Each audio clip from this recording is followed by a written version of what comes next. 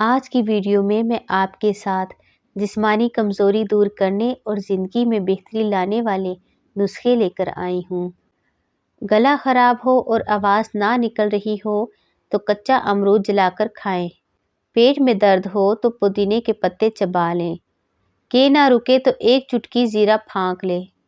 سر میں خشکی ہے، سرسوں کے تیل میں دہی یا انڈا مکس کریں اور لگا لیں۔ سر میں جوئیں ہیں تو چنبیلی کا تیل لگا لیں۔ پاؤں میں درد ہے تو زیتون کا تیل لگائیں۔ ناف اتر گئی ہے تو نیم گرم ناریل کا تیل ناف میں ڈالیں۔ چند بے حد مفید گھریلو ٹوٹکے۔ کچرے کے ڈبے میں پرانا اخبار بچھا دیں۔ اس طرح اخبار چھلکوں وغیرہ سے نکلنے والا پانی جذب کر لے گا اور ڈسٹ بن خشک رہے گی۔ کیلے لا کر رکھے جائیں تو یہ بڑی جلدی کالے ہو جاتے ہیں اور پھر بچے انہیں کھانا پسند نہیں کرتے۔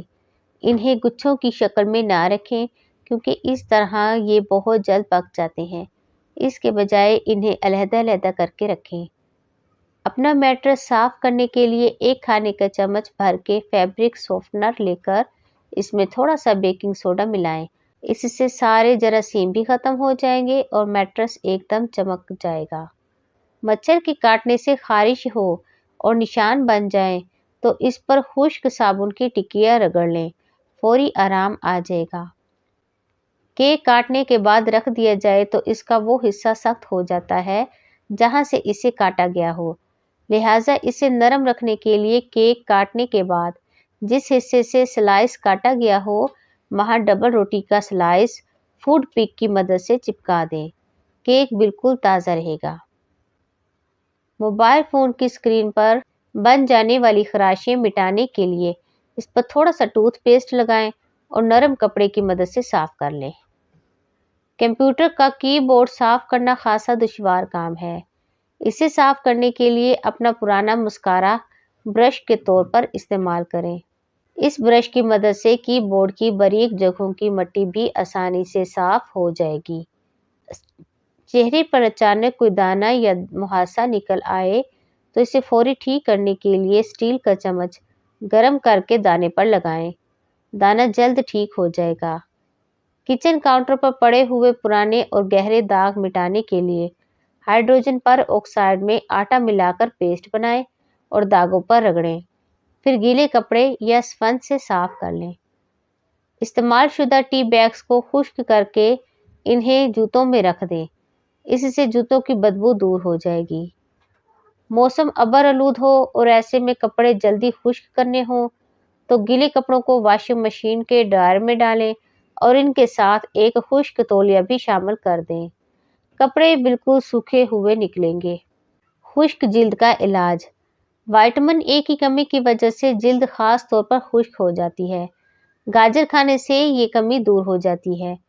خشک اور رف جلد کا علاج۔ کیلے اور شہد سے 2 عدد کیلوں کو ایک پیالے میں اچھی طرح مکس کریں، پھر اس میں 1 ٹیبل اسپون شہد شامل کر کے مکس کریں۔ اب اس کو خشک جلد پر لگائیں اور 20 سے 15 منٹ کے لیے چھوڑ دیں۔ نیم گرم پانی سے منہ دھو لیں۔ نیم گرم پانی اور کسی اچھے صابن سے نہانے سے جلد کچھ گھنٹوں کے لیے تر و تازہ ہو جاتی ہے، لیکن اس بات کا خاص خیال کریں کہ جلد کو زیادہ رگڑ کر نہ دھوئیں۔ اگر کسی انسان پر تیزاب ڈال دیا جائے یا اچانک تیزاب جسم پر گر جائے تو سب سے پہلے جتنا جلدی ہو سکے جہاں تیزاب گرا ہے اس حصے پر فوراً دودھ ڈال دیا جائے۔ جب تک دودھ پھٹنا ختم نہ ہو ڈالتے رہیں۔ جتنا جلدی دودھ متاثرہ حصے پر ڈالا جائے گا اتنا ہی مریض کے لیے فائدہ مند ہوگا اور آپ حیران رہ جائیں گے کہ جسم پر جلنے کا نشان تک نہیں رہے گا۔ ہاتھ گورے کرنے کے لیے دودھ اور شہد ملا کر ہاتھوں پر صابن کی طرح لگائیں اور تھوڑی دیر بعد دھو لیں۔ ہاتھوں کی جلد نرم اور تازہ رکھنے کے لیے چند قطرے ارکے گلاب، 1 چائے کا چمچ بلائی اور تھوڑا سا شہد ملا کر ہاتھوں پر لگا لیا کریں۔ آنکھوں کے گرد ہلکے مٹانے کے لیے ٹی بیگ فریج میں رکھ کر جما لیں، پھر اپنے آنکھوں کے گرد ڈارک سرکل پر لگا لیں۔